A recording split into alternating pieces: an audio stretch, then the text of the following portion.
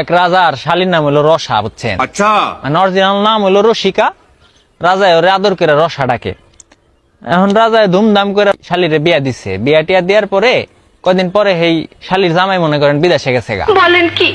বিদেশ চলে গেছে, নতুন নতুন বিয়া হয়েছে, আর নিজের সামলাই রেখা পারে নাই। এলাকার এক নেশাটির লগে প্রেম জমাইয়া লাইছে, কথাবার্তি কয়।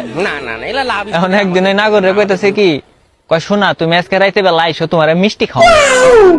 নাগর তো এই কথা হই না মনে করেন একেবারে 100 শরীরে জোশ চলে আইছে। गाड़ी स्टार्ट कर এখন নাগর গেছে, আচ্ছা ঠিক আছে আমি রাইতে বেলা আইসা তোমার জানলায় টোকা দিবানি, তুমি বাইরে কয়েছে। এখন মানে ডিল টিল করে চলে গেছে। যাওয়ার কতক্ষণ পরেই ওই জামাই বাবু মনে করেন রসার বাড়িতে বেড়াইতে গেছে।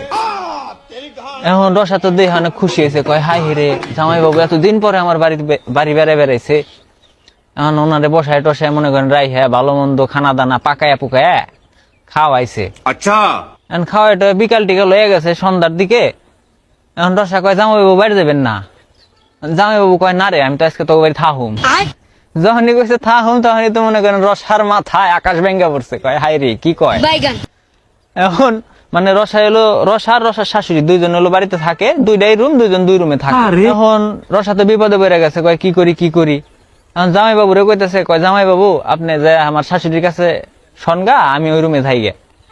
জামাই বাবু কয় তুই কি পাগল হইছিস না, তোর শাশুড়ির হাতে আমি যে ঘুমামু, তুই এক কাম কর, তুই তোর শাশুড়ির হাতে হুগা, হ্যাঁ আমি যে তোর রুমে হই গে।